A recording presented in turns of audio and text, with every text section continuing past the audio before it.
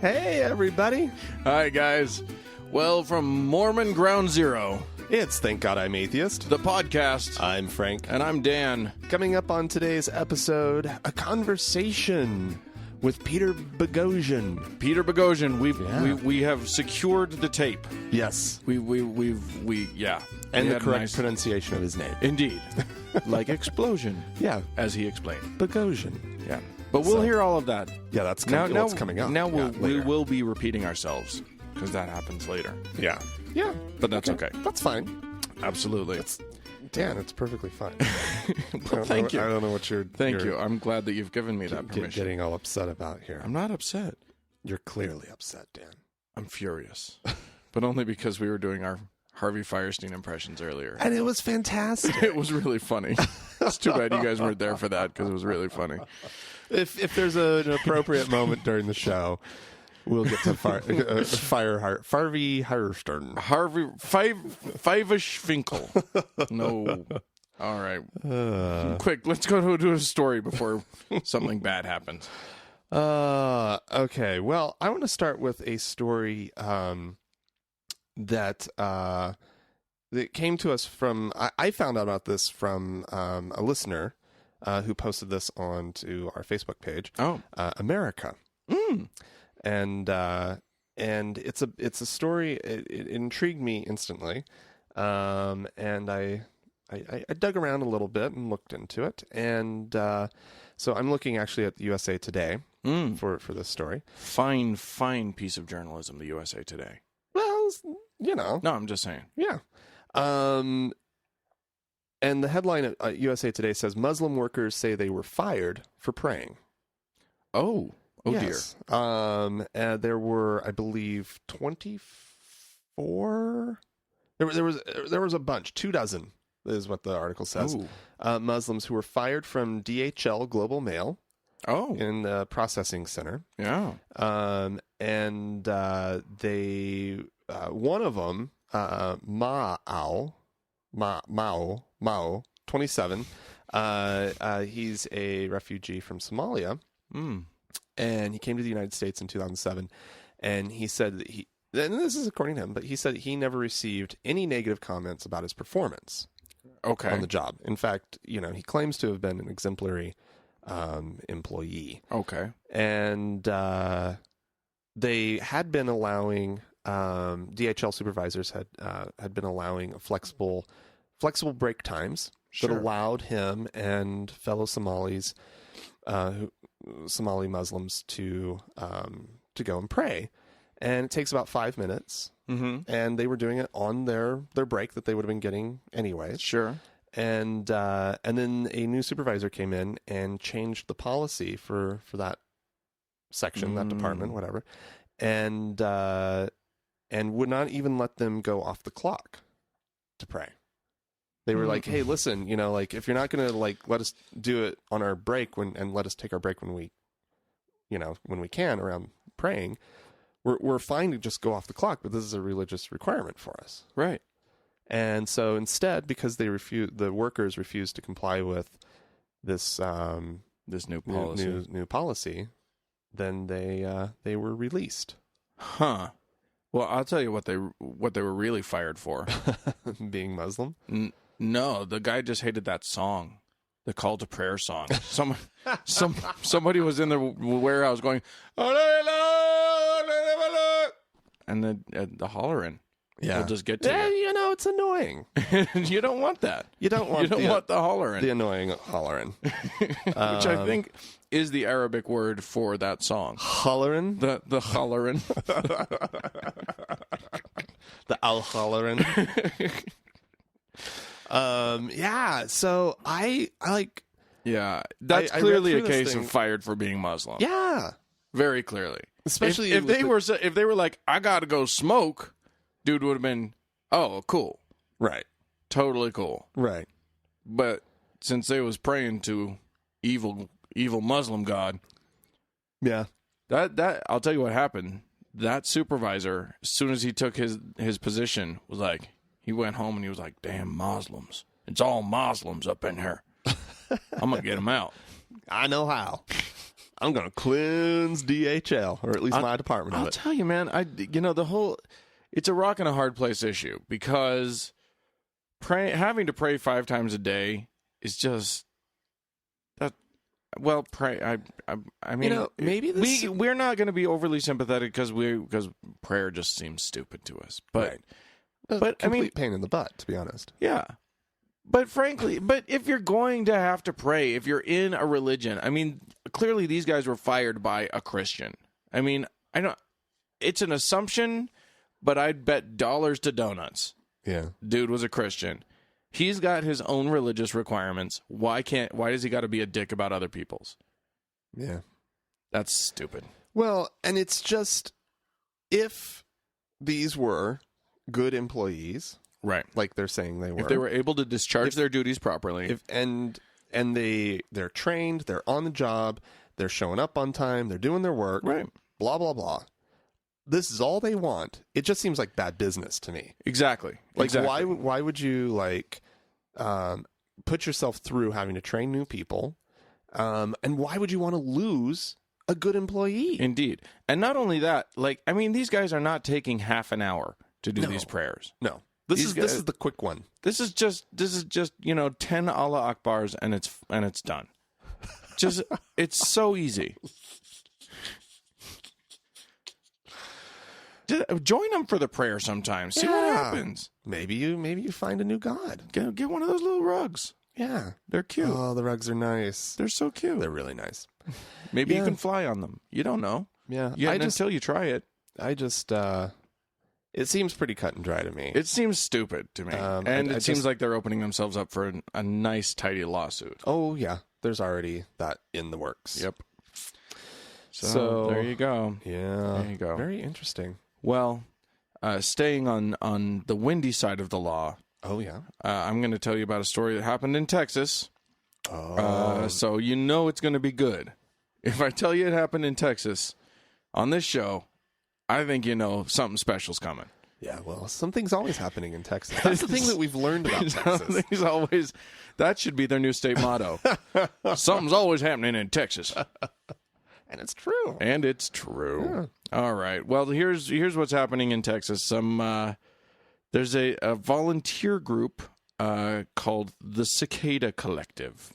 As in, like, the little bug?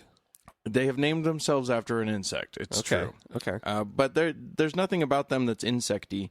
They are an anonymous community-centered group of reproductive justice organizers located in North Texas. Okay. Reproductive justice.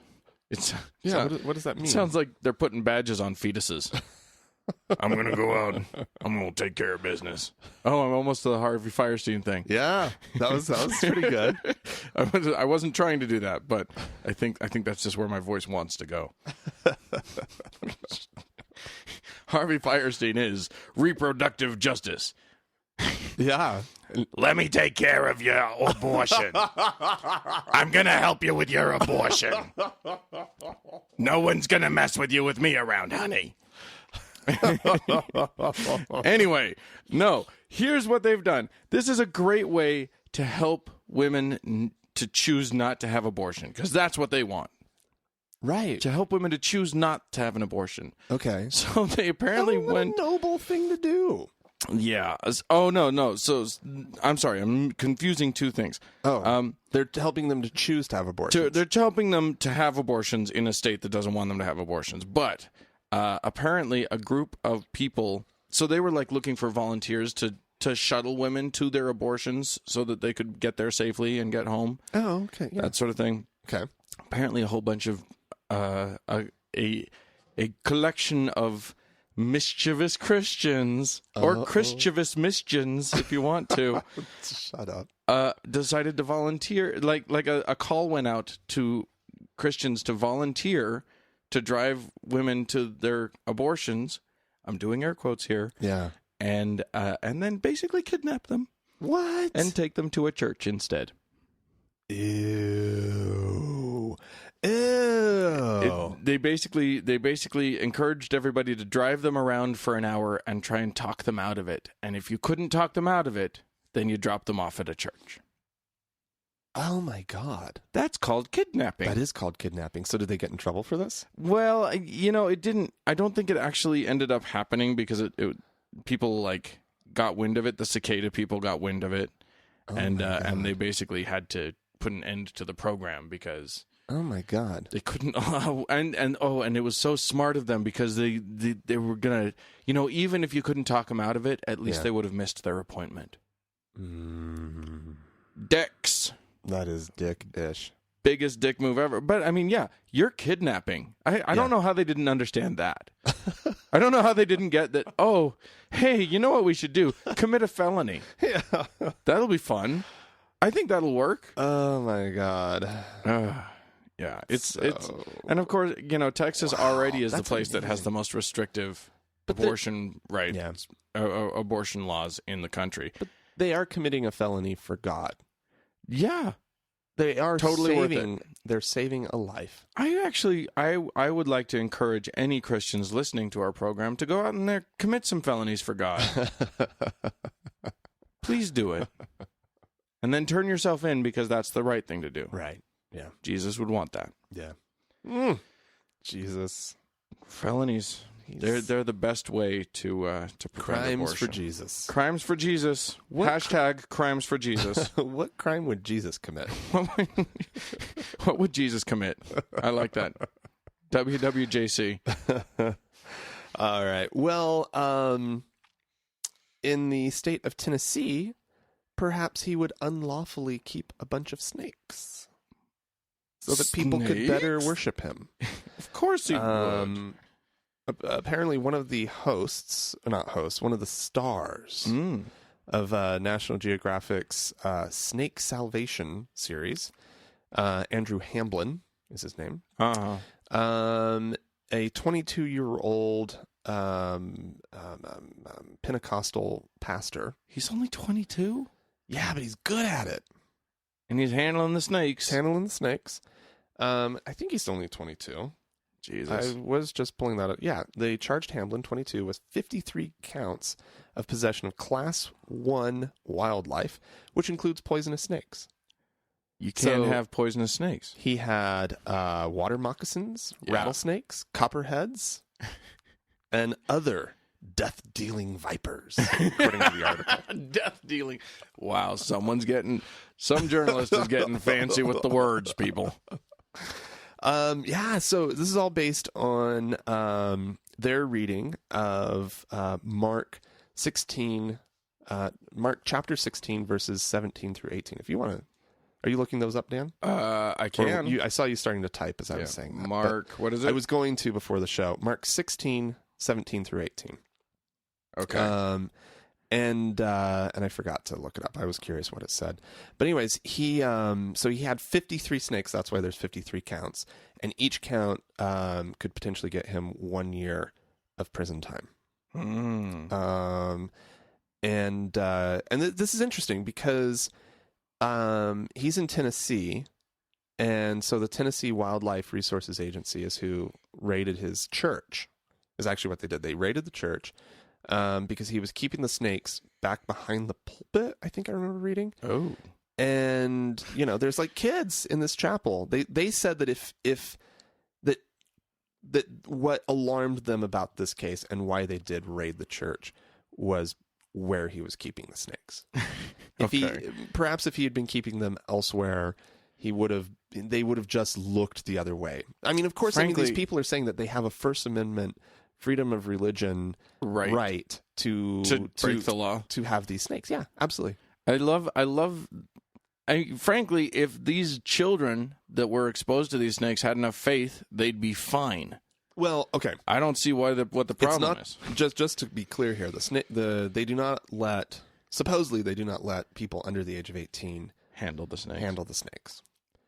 It's that they're in this small chapel. And they're back there, just right there, in the same space. You ready for the scripture? Yes, please. And these signs will accompany those who believe.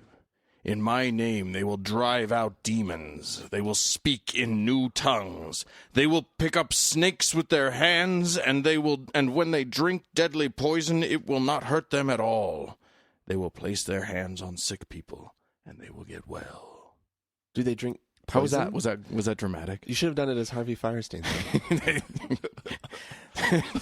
Why? How you missed that opportunity? I know, but I realized that, like, I mean, he's Jewish. And they will get well. And these signs will accompany those who believe. They will pick up snakes with their hands, which ew. And then they will, and when they drink deadly poison, it will not hurt them at all. Yeah, I don't know. I love the idea that that this is a good thing. Frankly, the deadly poison thing seems like a bigger deal. Drink some deadly poison. I wonder. I mean, they must. Like, do they dilute it down like really far and then? Yeah, I mean, drink a little bit? I know that I've read stories about like snake handlers who have defanged their snakes and stuff. Oh, really? Cheaters. Cheaters. They're cheaters. They're cheating in the eyes Of the Lord. in front of God. They are cheating. That's bad. In fairness, That's bad. in Mark, all it says is they will pick up snakes with their hands. It doesn't say they'll get bit and be okay. That's true. It just says they'll pick them up. It's implied. I've picked up snakes with my hand Dan, all I'm the time. Pretty sure it's implied. I definitely have not. No, I do not do the snake thing. I had a snake for At a while. all. Do you remember that? I remember that you were snake keeping. I was snake keeping. I had a snake for like Snake sitting. a year, probably more. Probably 2 years. I had this snake. Yeah, but it just like sat. You didn't like get it out. Oh, I did. You did? Yeah. Oh, you never did it when I was around. That's for sure. No, because you would have screamed and run away. I would not have screamed. You make it sound like I would have like No, high pitched screamed through the house. you would have squealed like a little girl. No, that would not have happened. I definitely would have been like, put that thing away. Did you ever watch it feed? Actually, I probably would not have even like. Did you ever watch me feed it? I would not have been freaked out if you had taken it out, but you would not have been allowed to come near me. Okay, well, Like there if you were go. like putting it in my face or something. which I wouldn't do. What's funny is that when I gave the snake back to the guy, the reason that I had the snake was because my friend wanted to have a snake, but he knew his wife wouldn't let him have a snake with their kids. And then like I was moving and I was like, dude, you got to take the snake back. So he takes the snake back and he keeps like bringing it out with his kids. And it kept biting his kids because his kids would like poke it and stuff. Oh well, So, like 2 days after he got the snake back, he sent me a photo on his phone of his kid with like 2 bite marks right on his face. Oh my god. See, yeah, that's why I don't. Pretty want a funny. snake. Yeah. Well, you know what? If they had had more faith, maybe They are wild animals. maybe those snakes wouldn't have bit them. They are Yeah. not meant to live with you. Well, they're not. And they don't have the capacity for cuddliness that say a dog has. Although I used to let him slither all over me and stuff, and he was fine. Cuddly. It was kind of cuddly, but he does. It's not like you can't bond with a snake. I'm sorry, you can't. No. Other people have tried to convince me that you can, but you can't. They're No. reptiles. They don't bond. Right. Anywho, I would like to talk about England and the church thereof. Oh yeah. C of E has now finally. You remember earlier this year we talked about how they were trying to make women bishops and it failed. Like they voted and they voted it down. Yeah. Which was shocking to us because it's England and it's just like, what the fuck? Uh-huh. Well, they've done it. They have now cleared the way so that by this time next year there will be women bishops in the Church of England. That is remarkable. It's a long time coming. Okay. I mean, this is a pretty liberal religion, and they still haven't gotten to it, but now they have. Well, good for them. So, I mean, What was the hang up? Like why would they? the hang up is that while it's a fairly liberal religion, it's still got a whole bunch of. That's not my Church of England. Back in my days at the RAF, we never would have had such a thing. That's dumb. Yeah, well, I mean, because they had female vicars. yeah, And I know this because of the Vicar of Dibley. they have a show about female vicars anyway. About Dawn French as a female vicar, which, by the way, if any of you have not checked out the Vicar of Dibley, It's so cute. it's such a delight. It's on the Netflix. Go ahead. Yeah. You'll have a good time. Anyway, this new Archbishop of Canterbury, Welby, is Justin Welby. Justin Welby. Justin Welby. There's an Archbishop Doesn't of sound like an archbishop. No, he doesn't look like Welby. one either. Welby, I can see, but Justin. Justin. Hey, Justin, you want to be Archbishop? Justin. Okay. Okay, I'll do it for Raw. Anyway, He's gonna do a good job. He's at least gotten that much done. Well, good. They still, they're still not consecrating gay marriages yet, but we'll see. We'll see. Well, it's a slippery slope, Dan. After this, it's just gonna happen. Everybody talks about slippery slopes like they're bad things, but they sound fun to me. We need to do more of these. These are great. What were we so afraid of? Well, personally, whenever the conservatives are complaining about a slippery slope, I'm like, please bring it on. Yeah, exactly. You're saying it like it's a bad thing, but I'm hearing a good thing. Right. It's a slippery slope to tolerance and understanding. That sounds fine to me. I think I'm okay with that. Well, sometimes, though, it's a slippery slope to you being able to marry your dog. It's always... Every conservative slippery slope ends in sex with animals. Or polygamy. All of polygamy or bestiality. But polygamy leads... That's only halfway down the slope. At the bottom. At the bottom, you're having sex with an animal. There's an animal waiting for you to have sex with. There's an animal presenting at the bottom of that slope. That's you don't want you want to get off the slope. That's what they're saying. Because it's going to happen. Because once your animal is waiting. Once you're on the slope.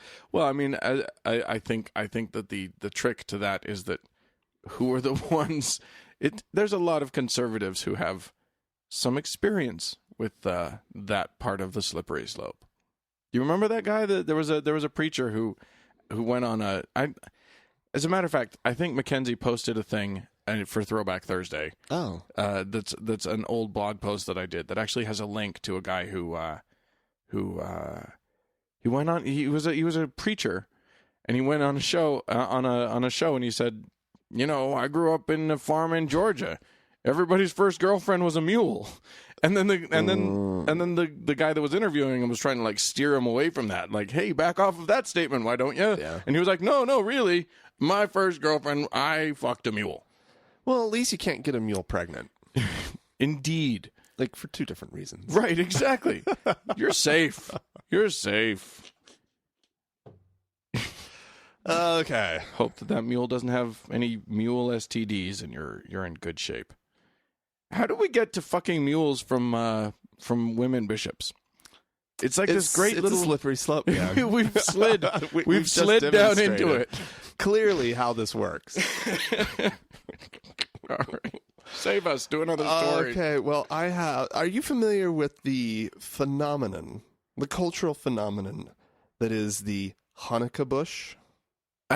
No. I've heard the phrase, but and they're not. The only reason that it's not the Hanukkah tree is because that sounds too much like Christmas tree. They're Christmas trees that have been appropriated for Jewish purposes.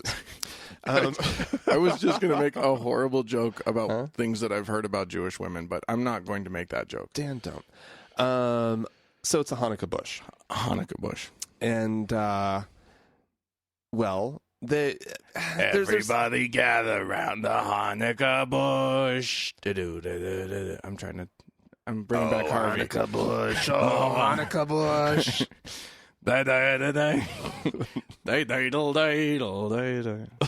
Okay, Dan, that's enough. So anyways, there's a lot of, this is not a popular thing. There are certain, if you maybe I don't know who would do it, but there are people who want to be sort of included in the season. Jews that want to feel like they're included in the season. Sure. Sort of doing, and to be honest, bringing a tree into your home around in the month of December is a lovely tradition. It has a lovely smell. You're bringing this evergreen, the symbol of life. You're killing a tree. Home. You're killing a tree, but it was a tree raised for the purpose. Yes, indeed. But people are uncomfortable with it. Well, sure. Michael Patchen figured out a solution for him and his wife. Oh, good. Jenny.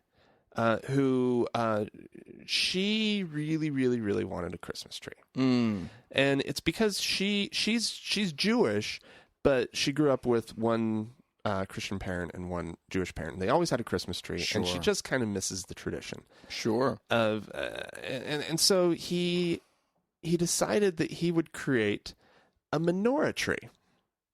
Oh dear. Now I need you to close your eyes and imagine a menorah made out of, or maybe a large spindly menorah that is wrapped with garland. Okay. This doesn't sound like a good idea.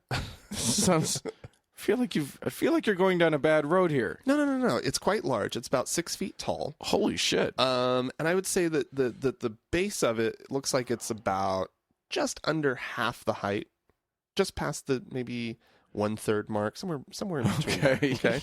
And that's where like the cross beam goes out, and then it has the 9 branches, I guess you could say. Yes. Going straight up. Right. Wrapped with garland and lights. And this gives a wonderful opportunity to hang ornaments. Sure. Which is that's what you're really missing, is this ability to hang these ornaments, and it just looks festive. How big are the candles? Well, that's the thing. They do not do candles on these. They do a light at the top. Oh. Because then they admit that's not safe. Yeah. Okay. And plus, I mean, the thing's over 6 feet tall. Do we need to explain to the ceiling what a menorah is? Most people know what a menorah is, right? Most people know what a menorah is. This is the big sort of candelabra. It's a candelabra, yeah. That holds 9 candles, and each one represents a day that the light stayed on. Yeah. For Hanukkah, it's the festival of lights, people. Yes. Look it up. Yeah, it's lovely. And so this now gives.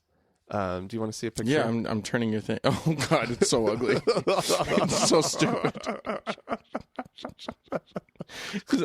And it's not live garland. It's not live garland. It's just like fake Target garland that he's wrapped around. Yeah.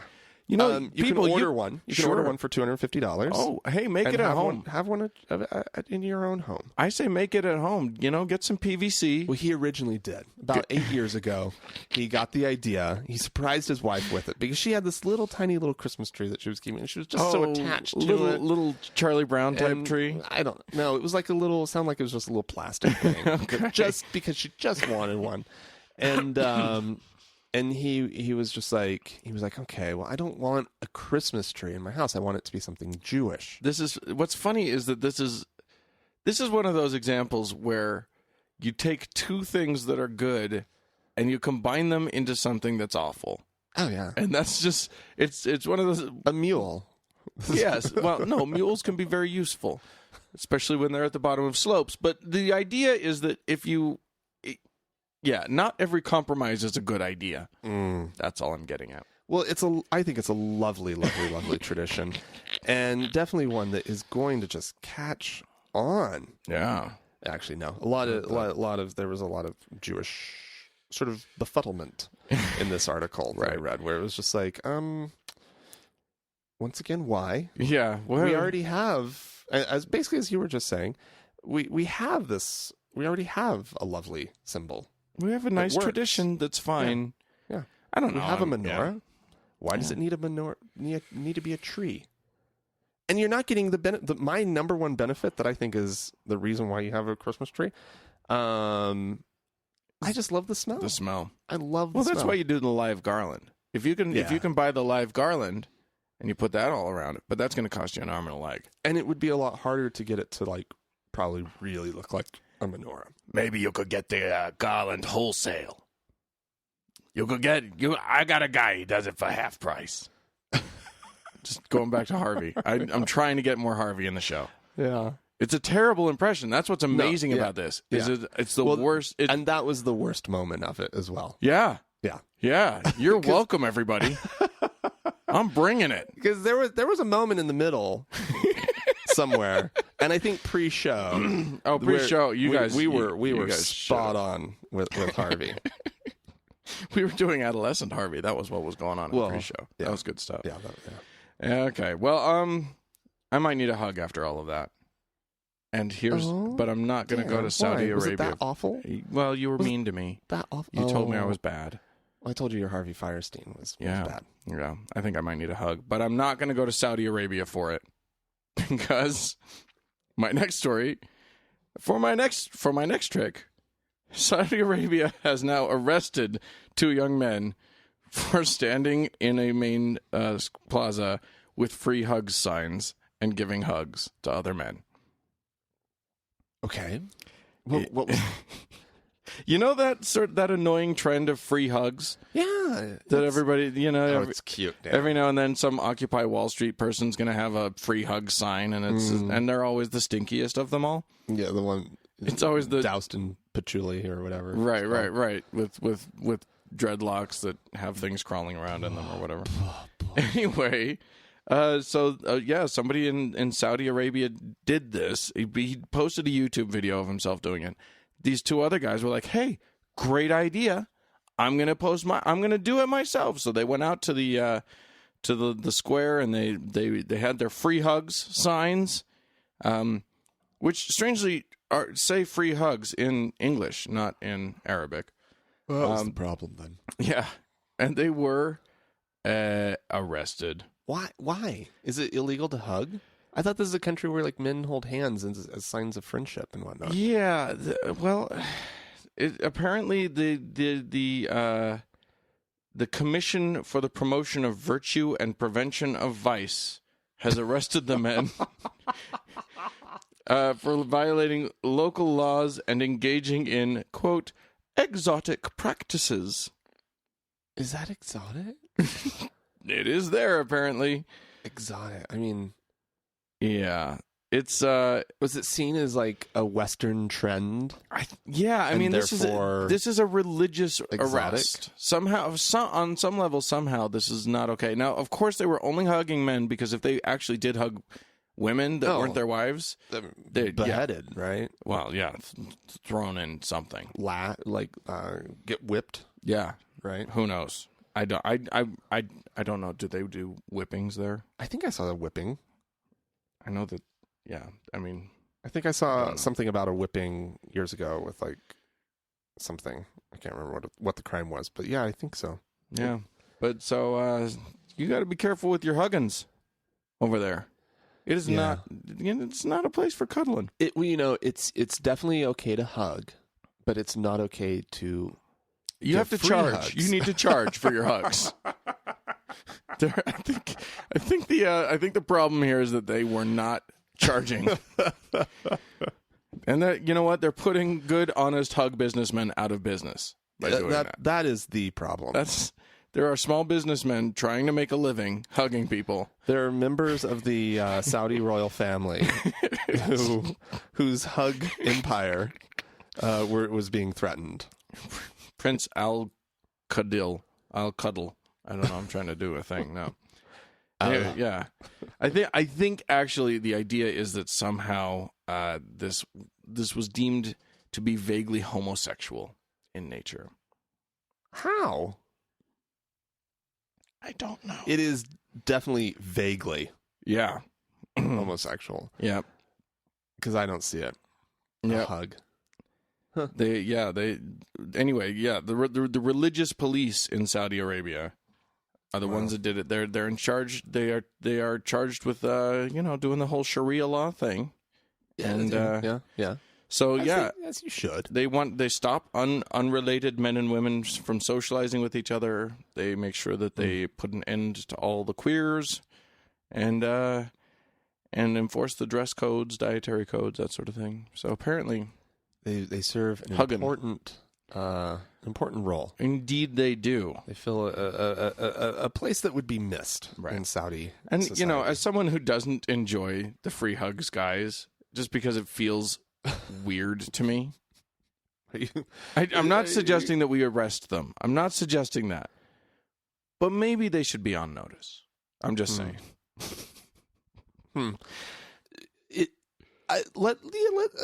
Free hugs is weird. Why? Yeah, you're a stranger to me. I have no need to hug you. Yeah.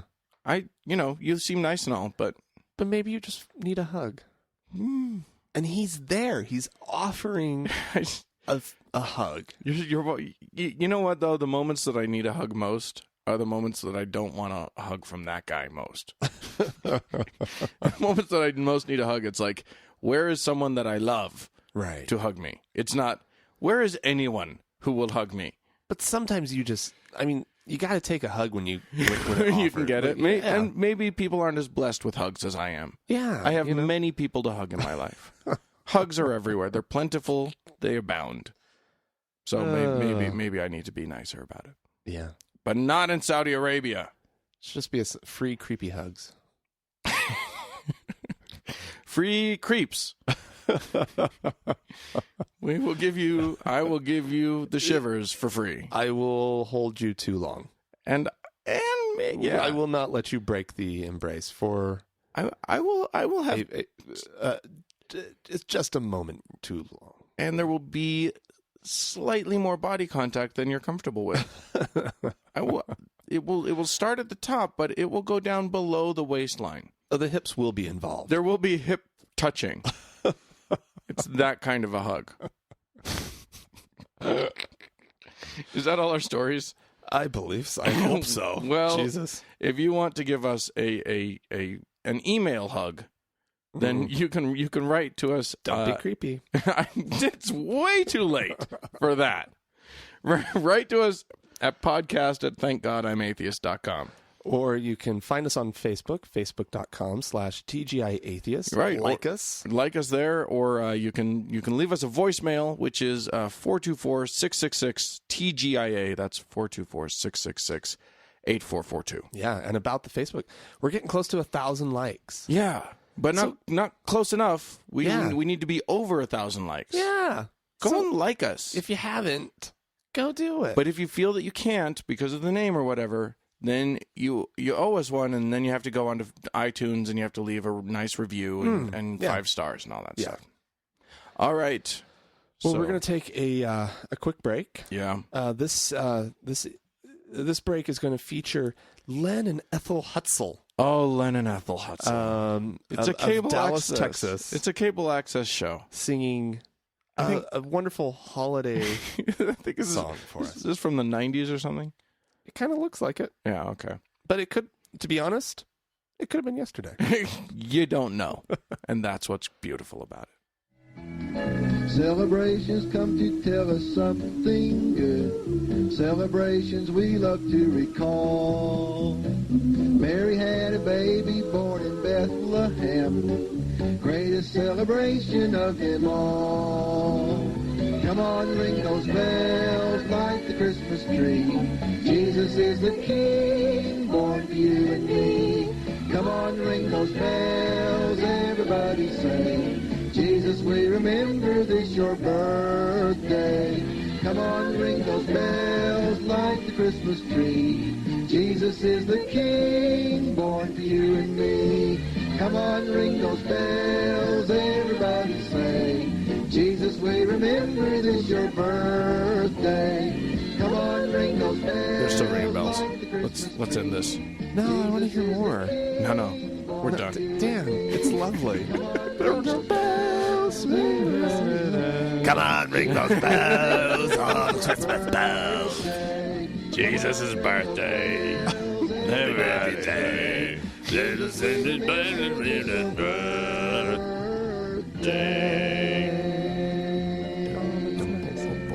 Well, Christmas is Jesus' birthday. We wish Merry Christmas. Oh, that was ridiculous. We just want to put everybody in the Christmas spirit. Because it's the season. Tis the season. Tis the season. Yes, it is. You know, we want our Venezuelan listeners to To know that we're with to know you. we're with. Yeah, guys. We're here with you. It's. I forgive us for doing that only because it's almost Thanksgiving, and you got. We're basically we're close to. I think when you're 1 month away, you're okay, and we're like 2 days from or 3 days from that. No, you don't agree? I don't think it was okay.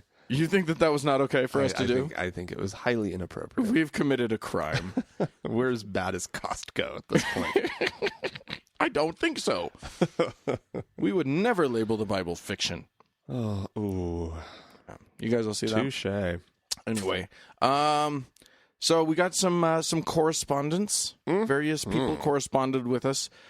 Chris wrote in to say that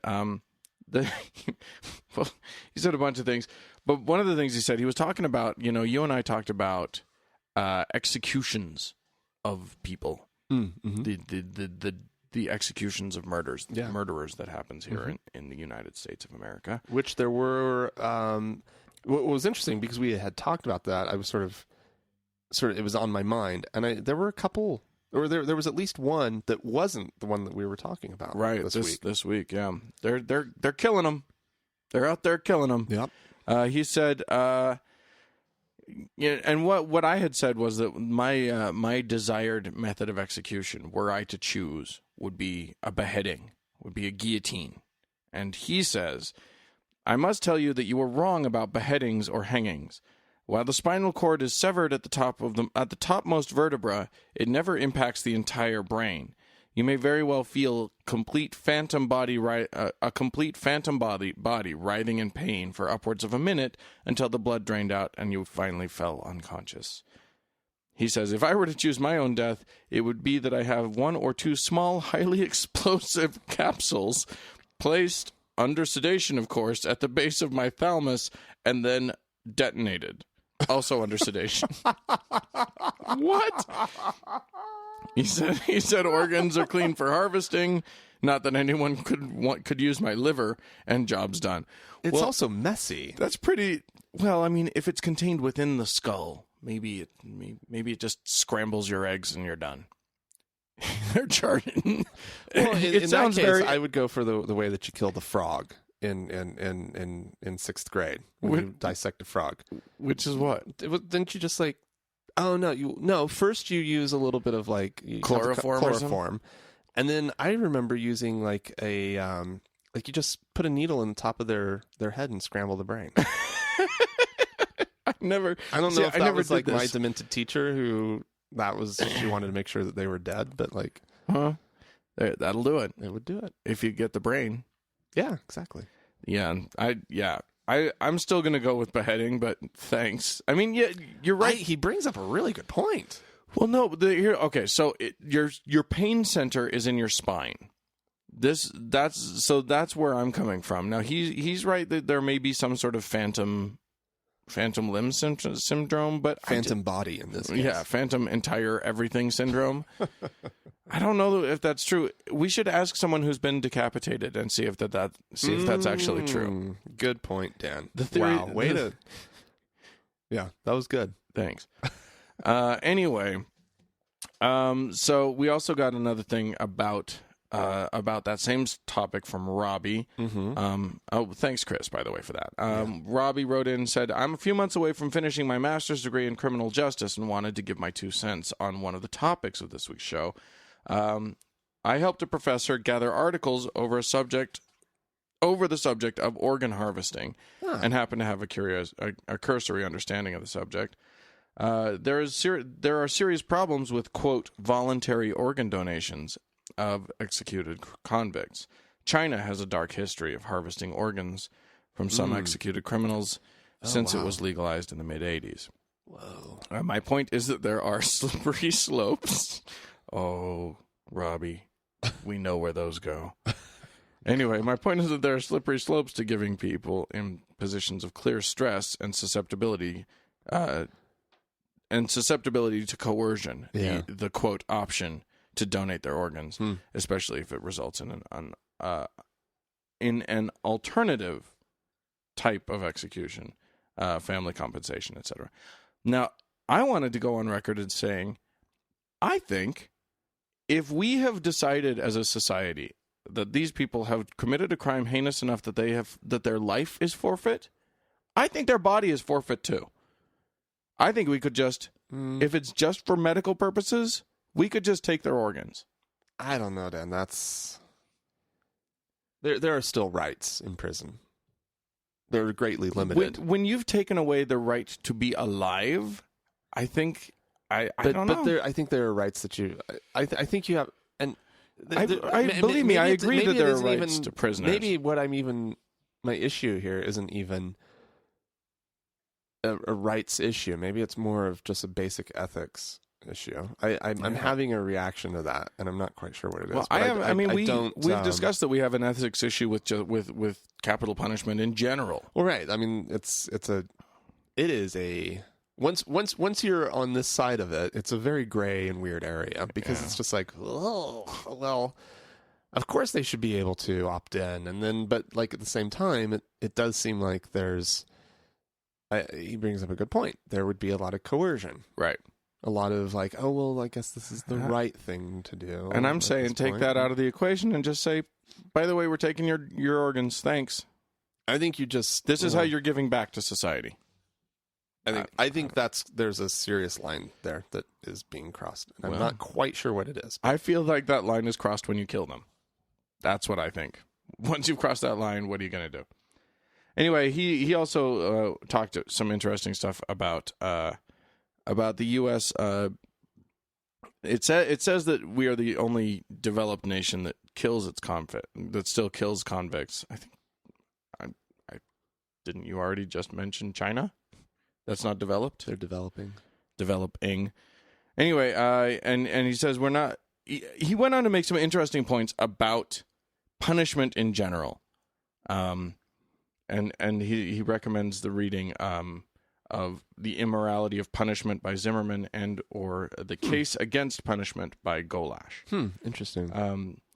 He says there is a contingent of scholars who hold that all or most punishment is immoral. Instead, society should seek restitutions and, when necessary, non-punitive incapacitation of the most dangerous offenders. Interesting. I think that's a thought worth looking into. Yeah, so absolutely. Go read those books, everybody, and then get back to us. Okie doke. Hey fellas, this is Zach saying, "Hey fellas, like you, I'm an ex-Mormon atheist living in Utah. Always an interesting topic is getting one's name removed from the church records. We've talked about that ad nauseum. However, something I have not heard much of is how and why one might want to get one's children's names removed from church records. I have 2 small children who were blessed in the church before I left. Although at the time of my departure, I was more open-minded about my children being involved with the church, that has changed. As I have seen and experienced the struggles with adults who were raised in the church, I understand now that children are simply too young for religion. If a consenting adult wants to latch on to dogma, more power to them. But it's just too much of a mindfuck for children. It's too hard to separate your own beliefs with myths that you have believed to be true since you could talk. Are you able to shed any light on how the LDS Church handles the removing of children's records? Thanks, Zach." Oh, I should have looked into that a little bit further because my understanding is children who are blessed, and I might be totally wrong with this, but children who are blessed when they're newborns, if nothing else ends up happening on their record, I think they end up kind of just falling off. I think so. I think that baptism is the official. That's when they become members of the church. Beginning of their membership. Otherwise, they're which is dumb because in the Mormon Church that happens at 8 years old. So it's not like they're any better equipped to actually. So until 8, you don't have your own membership. Up until that point, I think they call it a child of record, right? And so that kid is counted, but they're not really a member. So is my understanding. But I mean, it does bring up an interesting point.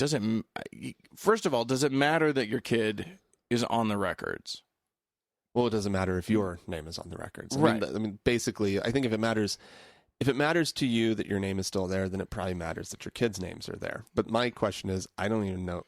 Let's look into that and get back to him because, I'm pretty sure the name just automatically just kind of goes away. Yeah, I think so. After the age of 8. But I mean, I think the real answer to your question, Zach, is just don't take your kids to church.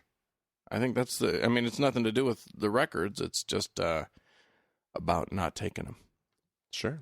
And I think that's a valid thing to say, that, church will sort of scramble your kids' eggs for a minute and you don't need that. No, not at all. So, yeah. Okie doke. There we go. Oh, we have time for a voicemail? We have a voicemail. Okay. This is from our friend Erica. Yay. Hey, Frank and Dan. This is Erica calling from Napa, your good old friend out here. And I feel totally lame because I haven't been caught up on the podcast, and I just heard your 100th episode, and I wanted to call, and I'm really late to the party, but I want to say congratulations and give you 2 TGIA moments. One being last year, or whenever it was that you started out, I guess that would have been last year, I was sewing, and you were making me laugh so hard, I actually sewed my finger, and I was bleeding all over the place, and rather than running to get the first aid kit, I actually, had to stop and, try to turn off the podcast because I didn't want to miss anything, and hi, hello, forgetting that I could go back and, rewind. And then today, I have this huge, crusty, disgusting cold sore on my lip. And Dan, you with your Brigham Young nose breathing bit, I actually split my lip, and again, I was bleeding all over the place. So I just want to say I love you guys. You make me laugh so hard that I bleed, which is, I don't know if that's a good thing, but it's wonderful. And I'm probably coming out for the Atheist Convention thing in April. So mark your calendars, look up your silver. I'm coming to town. Love you guys. Bye. Oh, that's fantastic. I love you, Erica, but maybe you should stop listening. It sounds dangerous. I'm going to... No, I think it needs to go a different direction. I think, listeners, have you bled for TGIA? Yeah, exactly. You need to. Clearly, you are not doing as well as a listener as our friend Erica. Yeah. If you have not bled for us. Yeah.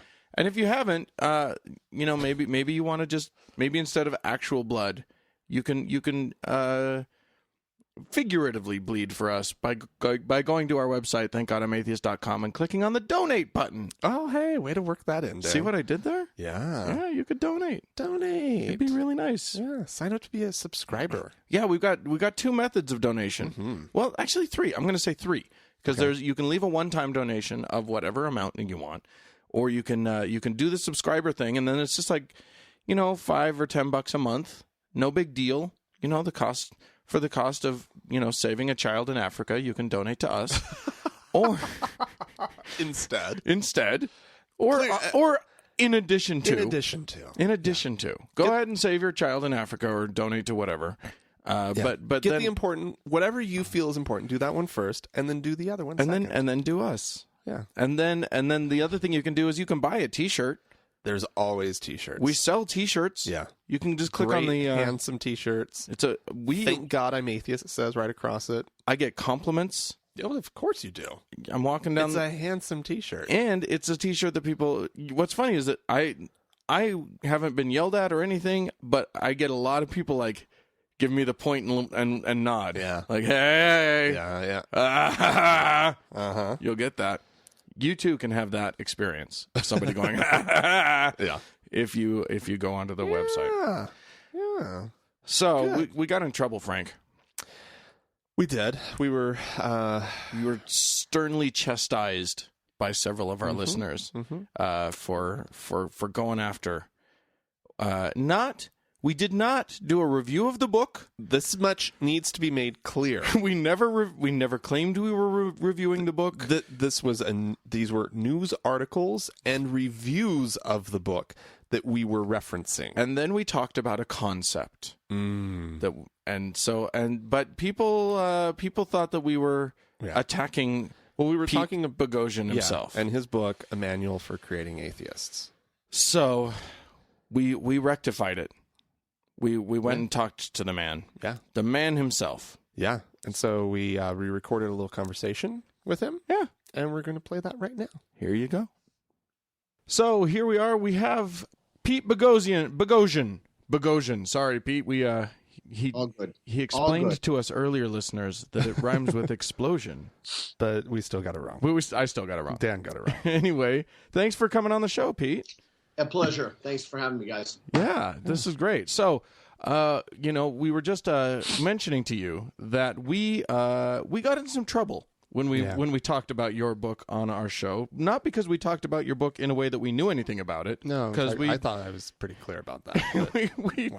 We had not read it at that time, but yeah, we talked about it and about the concept of sort of evangelizing atheism, and which is what we thought it was really bringing up, and that's where we ran with it. So sure. So we got taken to task. You guys, so people took your test, but you have actually read the book now. We have. Yeah. We have indeed. God. Every time someone says that, I just have to pause for a moment and suck that. I mean, that gives me such joy. I can't tell you how many. I would say it's about 5% of the interviews I have, people have actually read the book. Really? You're kidding me. Well, outside of atheist circles. In fact, sure. Actually, let me revise that. I think zero. I mean, clearly that other Canadian one shouldn't even look at the book. But right. Well, but you guys have read the book, right? Yeah. So okay. I mean, they've read the title. What more do they need, right? That's a good point. That don't judge a book by. Oh yeah, wait.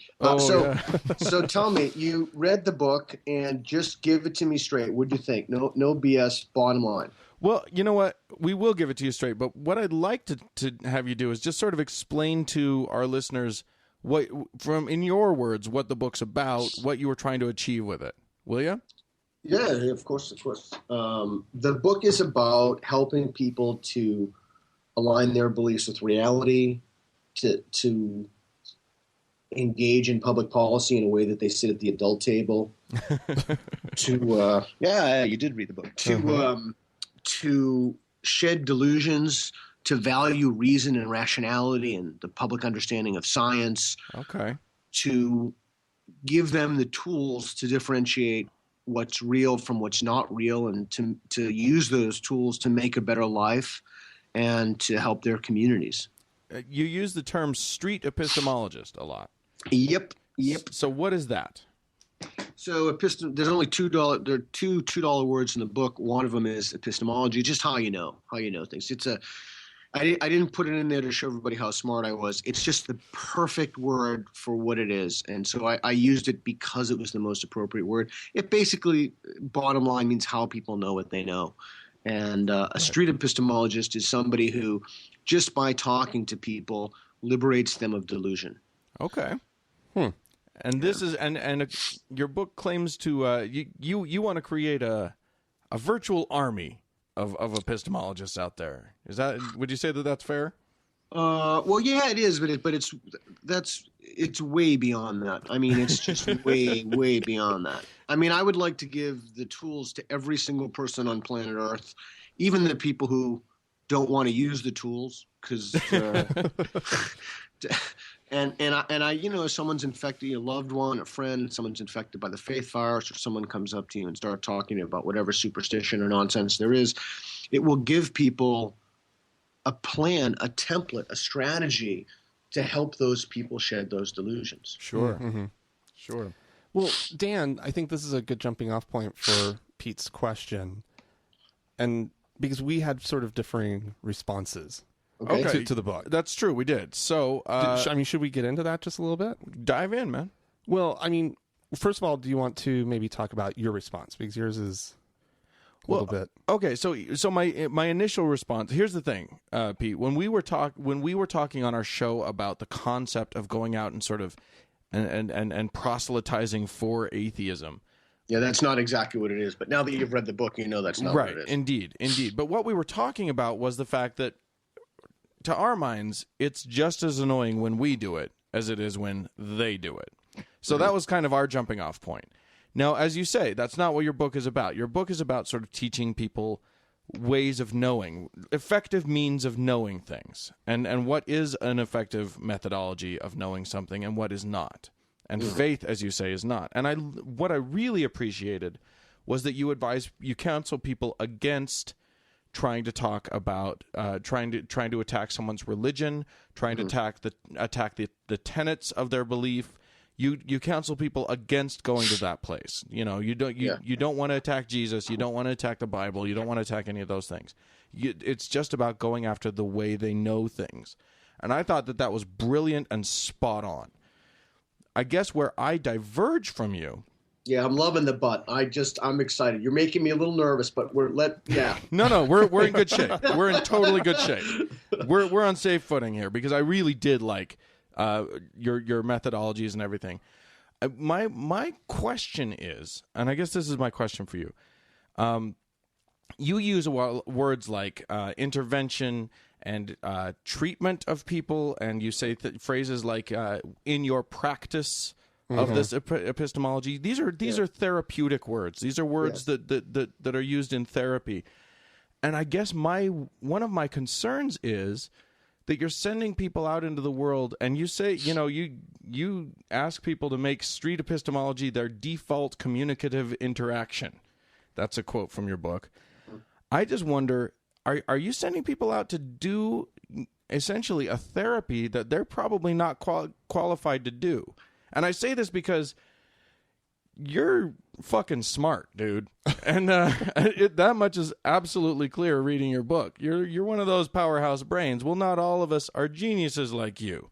And not all of us have the background in, Kantian thinking or whatever else. So is there a danger that you're sending people out to do something that they're really not prepared to do? Was that your principal objection? I don't know that it was my principal objection, but it was one of the things that worried me. Oh, okay, cool. Yeah.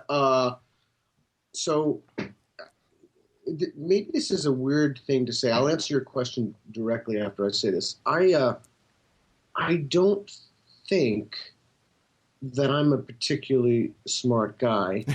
But no, I'm being really sincere when I say this. Here's what I think. I think that I've worked really, really, really hard.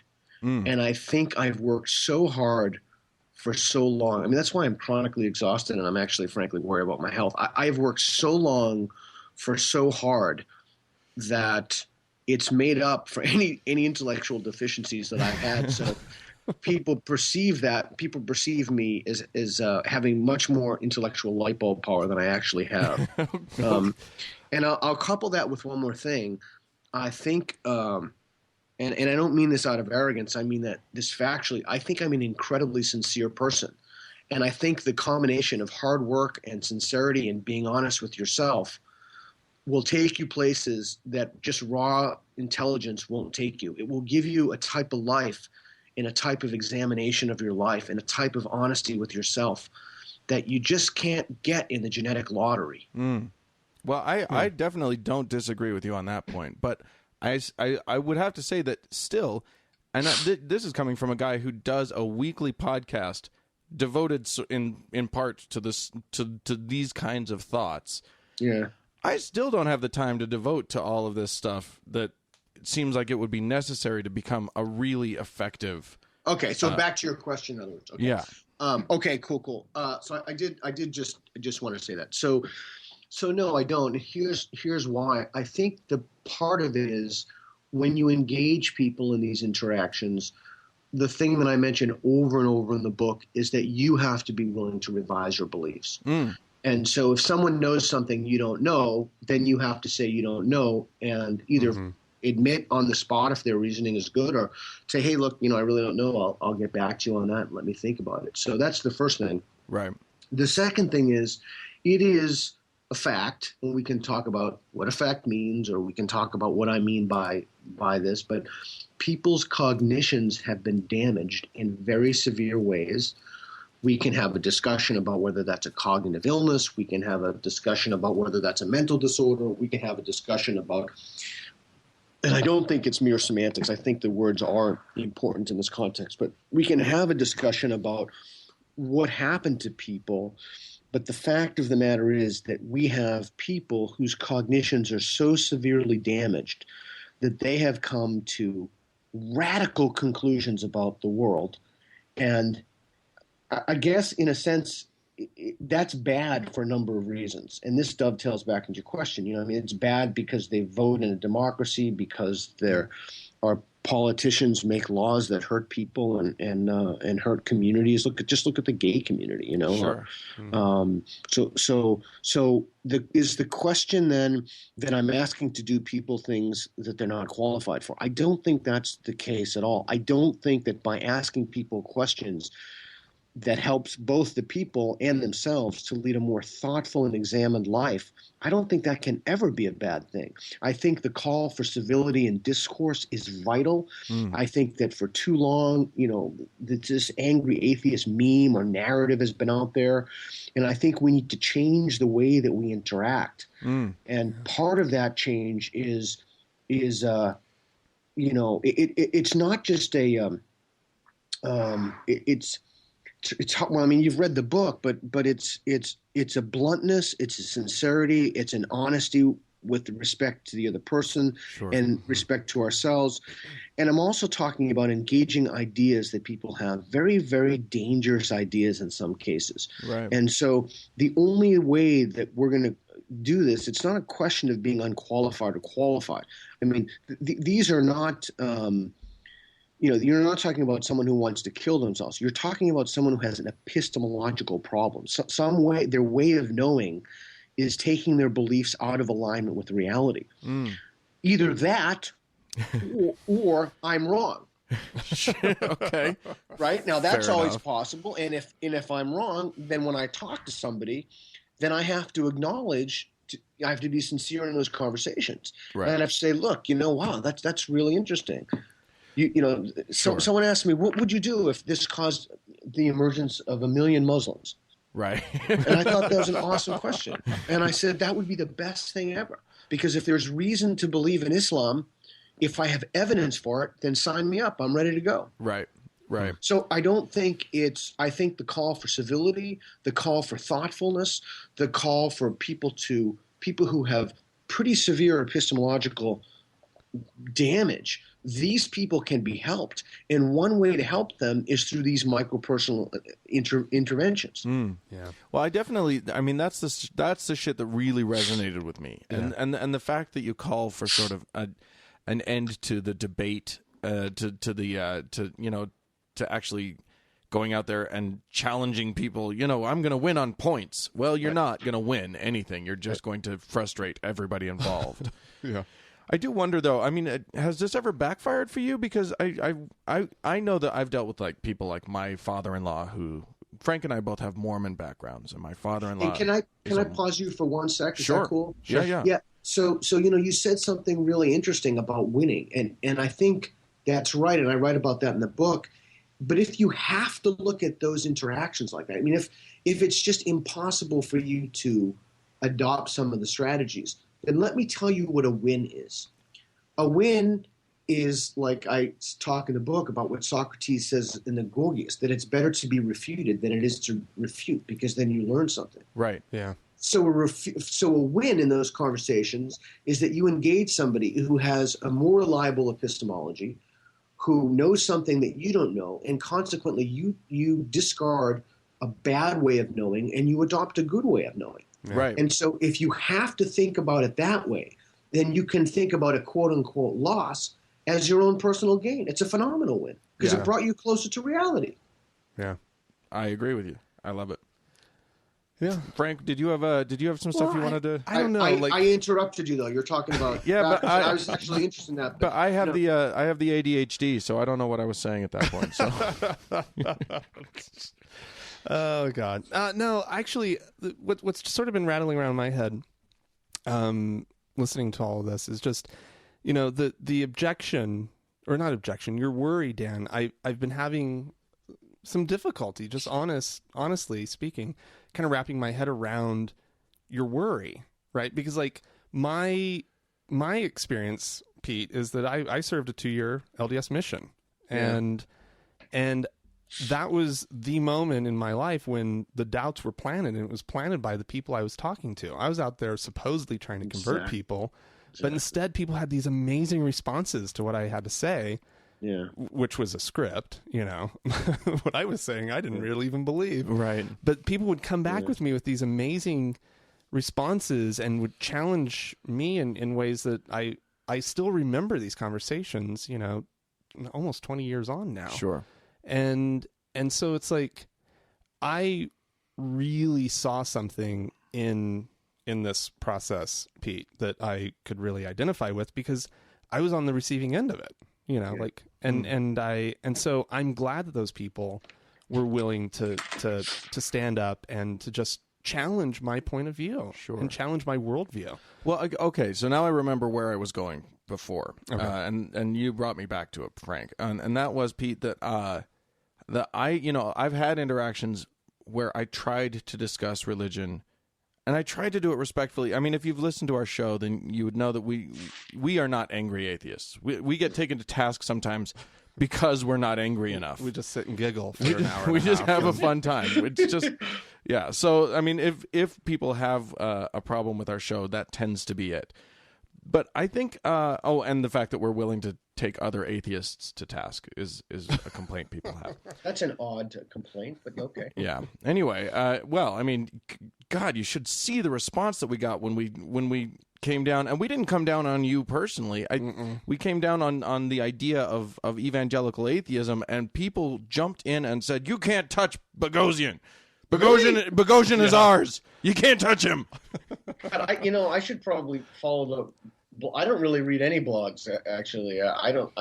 I should probably read that. I find that you're not pulling my chain, are you? No, man, you're like a holy cow out there. Oh, come on, man. They love you. The love is just pouring in, and one guy threatened to never listen to our show again. I shit you not.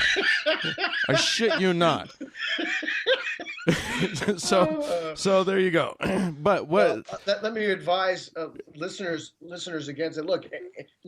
As long as you didn't target me personally or my family, you can target my ideas all day long. In fact, I insist that you do. Indeed. Why are you not on our show more? We need you on our show all the time. This is good. Anyway, what I was getting to is, I've talked about. I've tried to talk respectfully about my atheism and about ideas surrounding that with, for instance, my father-in-law, my sister-in-law. Like these are hardcore Mormons, and I've tried to have good, respectful conversations with them, and it's ended up biting me in the ass because these. Where do you live? Salt Lake. We're in Salt Lake City, so I mean we're in Mormon Central here. Can I throw you a curveball? Sure. So how about this? If I do a book tour, you have me over for dinner with your family. Don't tell them. Just say, hey, I'm going to have a guy over, and I'll deconvert your whole family. Oh, my God. Okay, my initial I have two responses to that. And the first one is, I would pay you my life savings if you achieved it. And the second response is, I can't risk the fallout that would come if you didn't. Do it, Dan. Do it. Yeah, well, I'll throw out something. So But if you come to Salt Lake, we'll work something out. I'll figure it out. Just I ask only one thing. I asked actually two things. Okay. Low carbohydrates. Okay. We can handle that. You can handle it. No pastas, potatoes, lots of meats and vegetables. Sure. And you pay it forward. Indeed. You help other people. Well, I got to tell you, while I will refuse ever to engage in a debate over religion ever again with a religious person, what you prescribe in this book is something that I could jump on board with. It's something that have you tried it yet? You guys tried it yet? No, It's still, for me, it's still kind of sinking in. I'm still I want to explore a lot of your suggested reading. Yeah. Like a really, but The other thing is that all of our friends are atheists already, so it's just Yeah, who it's we're kinda- gonna go to. maybe, yeah. We haven't yet mustered up the courage to just encounter someone at a fast food restaurant yet. Okay. Well, yeah. Well, you can always wait until they come to you, or friends of friends are good too if you want to try. Or It's true, and I'm sure that it'll come up, but we just barely got your book, last couple weeks. So you read it, so that's awesome. So there we are. It's a starting point, right? Yeah, cool. I'm sorry. Go ahead. I did kind of want to ask you a couple of things. I have it on my Kindle. Let me see if I can pull it up real quick. Well, one of the you talk about treating faith as a public health crisis at one point. Yeah. I was wondering if you could talk a little bit more about that, because that to me does seem maybe a little extreme, but like at the same time, I'd really like to hear your thoughts a little bit, and I think our listeners would too. So to make it crystal clear, the idea of faith as a virus is absolutely not my idea. It's been in the literature. It has a pretty extensive pedigree. My thoughts have been informed by Brody, by Del Rey, by Dawkins, by others, and actually my wife's a physician, and just by when I go to these conferences, I always like to listen and see how much I don't know. But some of that. So I'm sorry. Go ahead. By the way, are you coming to the American Atheist Conference in Salt Lake in April? Oh, I don't know. Nobody invited me, so I don't know. Maybe I guess not. I don't know. If you want to show up, let us know. We'll find a place for you to stay or whatever. Oh, okay. I'm staying at your house. I'm deconverting your whole family. Yeah, exactly.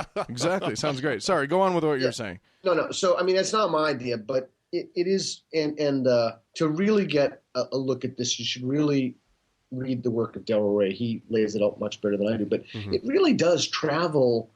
And it really is transmitted like a virus. And it does something, and I'm not a cognitive neuroscientist, and as you guys know, I don't pretend to know things that I don't know. It does something to the wiring. It wires the brain in some way, but it is creepy in its relationship to viral epidemics. It's creepy epidemiologically how this trying to think of something else, another word for the faith virus, but the faith. It really is It really is like a virus of the mind. I mean, it really truly is. It has the same categories. So I think I wrote that in there because I think we need to conceptualize this as an epidemiological problem as well. Well, maybe you can also elucidate for us, because I agree with you that it hinders a person's cognitive progress, their ability to, I feel like I've seen it, the way faith can slow or what's the word I'm looking for? That's not retard, because that sounds wrong. But that can slow a person's ability to process things well. Yeah. But my question is, what do you see as the actual danger of that? I mean, granted, we got a bunch of people running around who aren't as good at cognating, at cognition, but is that big a deal? Wow, that's I'm a little taken aback by that question. Yeah. I mean, it's a species-threatening event. That's what a big deal it is. I mean, so look at it but this we're way. still here, right? In what way? Because people have been pretty religious for a really long time, and we're so still. as Sam Harris and others have said over and over again, you combine apocalyptic weapons. Now we have. I don't know if you know Kurzweil's work, and so now we're combining virulent, dangerous epistemologies, faith-based epistemologies, with an ability to kill people on a scale never before seen. Okay. But that really wasn't where I was going with it. So I mean, you could think of that as a danger to children. I mean, just really like, let's forget the fact that we're on a podcast. Let's just sit and for a second and think. Let's just think of the damage, of the emotional damage that it does to a child to tell them, unless they believe something on the basis of no evidence whatsoever, they are going to burn in hell for eternity. They're going to be separated from their families. Yeah. They're going to burn in hell. That is grotesque. That is monstrous. That is the most grotesque form of abuse that one can think of.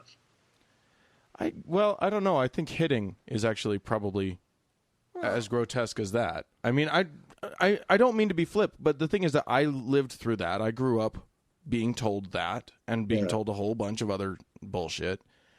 But there's a difference. There's a difference. And the difference is, there are many differences, but a primary difference, a chief difference is that it's sanctioned by society. Sure. And people think that you're a good. Nobody thinks that someone who hits a child is good. Right. But people who think that if they tell their children they're going to burn in hell if they don't hold certain sets of beliefs, they're looked at as virtuous, decent, good, upstanding people. Well, I don't disagree with you on that point for sure. That's definitely a problem. Yeah, so we have these social structures.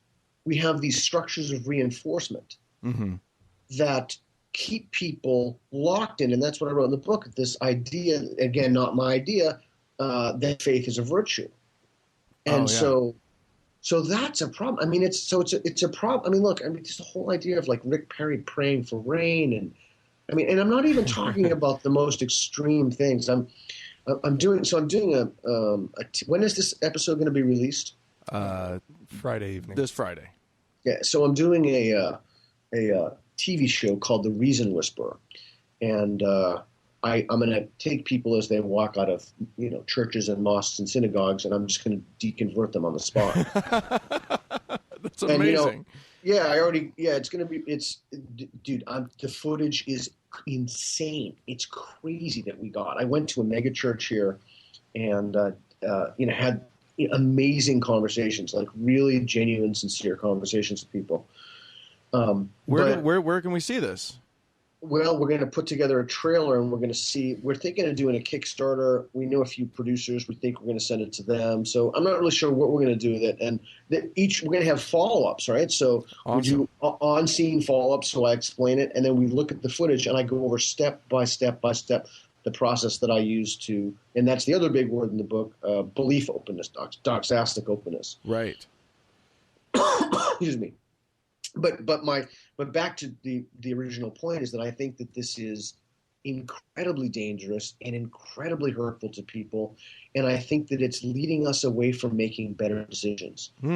I think. I'm sorry, go ahead. I think you're probably right about that. By the way, you mentioned Daryl Ray several times, and I did want to mention that he told me that I had to tell you hello.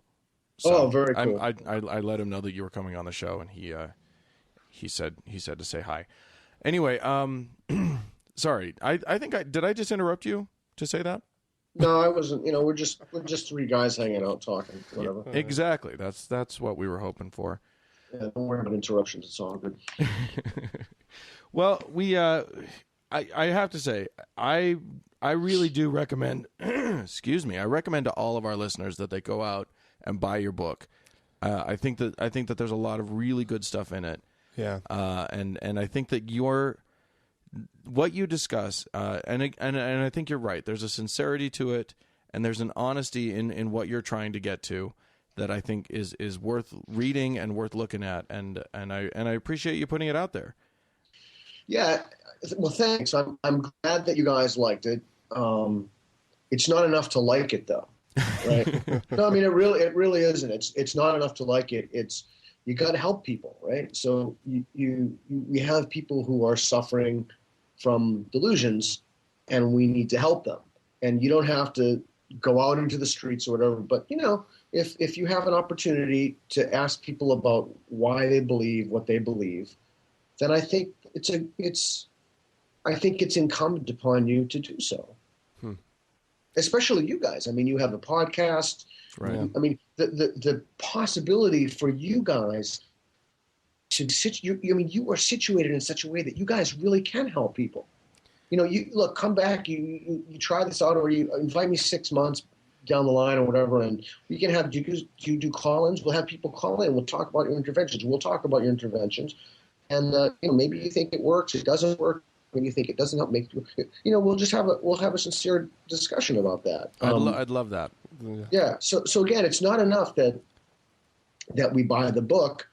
DJ Grotti talks about it all the time. It's about an ethic of caring. I mean, it's about helping people, because people think. I mean, when you talk to these people, I'm always struck by how sincere they are, by like what decent, good people they are. Right. And they really want to do the right thing. They really want to believe the right thing. And they think that they're believing the right things, and they're not. And they're really damaging themselves. And unless, I can't, I'm one guy. I can't do this alone. But you guys can help, right? Well, that's why you're on here, man. You can motivate listeners to help.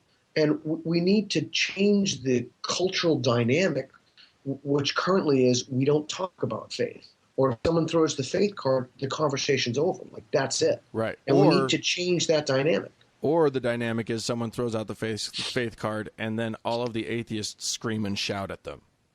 Yeah. And tell them that they're stupid, and tell them that obviously everything that they believe is wrong, and a whole bunch of stuff that I think I think is largely unhelpful because, as you point out in your book, it sends them back into sort of retrenching into their position again. Yeah. Exactly. It makes their epistemic situation worse. Right. It makes their and so we need to call it. We need to change the way that we deal with people who are infected by the faith virus.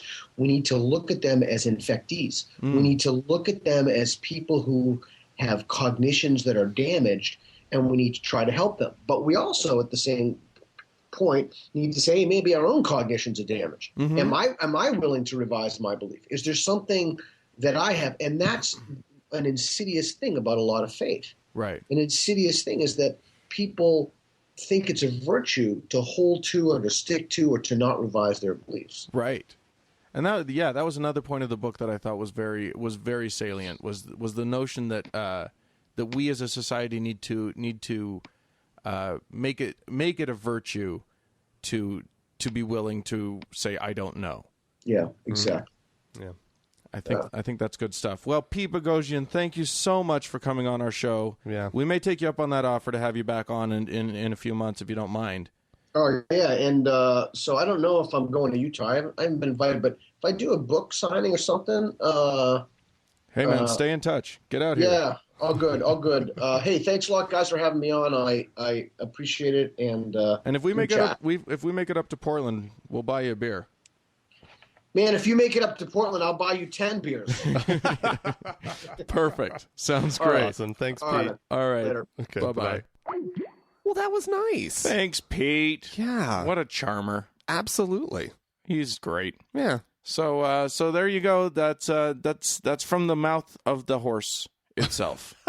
The horse's mouth. What are you saying about Pete Boghossian? I'm not. I'm just saying that was his mouth. Yeah. That he was using to say those things. Good. And Good. and that was nice. Thanks so much, Pete, for coming on. Yeah. It was a fun conversation. It was very, very fun. It was nice to. Well, because I had just finished reading the book. Yeah, like when we had the conversation with both him of us earlier this week. We just barely. And it was I mean, what a pleasure to have the ideas rattling around in your head and hear the person and then get to talk speaking. to the author. Yeah, about exactly. Like, really a lot of fun. So yeah, we need to do that more. I don't often. feel like I got my pointer. I don't feel like anyway. What was your point? Well, no, I mean, just the thing about like the possible danger of it. I didn't want to push him on it, but I still feel I still don't really see. I know that's your why point I there. didn't make it very well. That's my problem is that I didn't make my point very well. And if you had made it right, then we would all see it. No, I mean, I think that there is still a danger. I think you're dealing with. I think I'm just going to say this, listeners. Okay. My personal feeling is that if you decide to go out and start messing with people's faith, I agree that it's the way Boghossian does it. And read his book, for God's sake. Read his book, and don't just go out and try and do this on your own. Do it. Oh no. Use his methodology. The way that he's doing it is really smart. Right. But I still think that that you're dealing with something that is so intertwined with people's like core sense of their own identity that there's possible damage that could be done. I'm just saying. Well, It is my feeling. okay, but here's the question that I would have for you then. Okay. Let's say you were all wrapped up in something faithy Yeah. still, Yeah. right?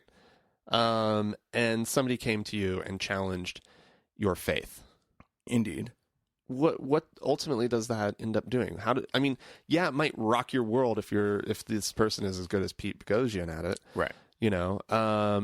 But I'm saying if having your world rocked like that's nothing that's not a bad thing. I don't know how that's ever a bad thing. I think we imagine like little old women having their faith taken away from them and then just crying for the rest of, their life, lonely in some room somewhere. And that's like, well, it's like, oh crap, that might be a bad thing. But what if she has like this awakening right at the end of her life and sees death for what it is and sees life for what it is and is able to like have a totally new and exciting experience about life. I think that that's a possibility, and I applaud that. But I still think that my father-in-law, like the one thing that's holding his psyche together, is his But faith. you don't know that. I don't know that, but we don't know that You're either. assuming that his psyche is far weaker then it probably is. Possibly. No, come on. All I'm saying is we don't know that that's the case, but we don't not know that it's the case either. Right. But what if now reason and logic could be the things that are holding his brain together? You're assuming that he's capable of reason and logic. Just kidding. Well, at this moment, maybe not. No, but he's actually great. You know what I mean? I've Like, had some really positive experiences with him. But the Right. thing is that that there are people for whom I think this could be dangerous. I have no evidence to prove that. It's all of that is just an impulse. It's just an I think intuition. you're basing it on a faulty epistemological. Yes. Indeed. Whatever. Indeed. This will require much more study. Anyway, if you guys have anything you want to say about all of this and about Boghossian himself and about us and all of that stuff, you can say it to us. Yeah. We're open to hearing it. Yeah, sure. You can go to the Facebook page. That's facebook.com/TGIAtheist. You can send us a voicemail at podcast. I'm sorry. A voicemail would be going to a phone number. 424-666-8442 is the number that you can leave a voicemail. Right. Or you can do that other kind of mail, the emails.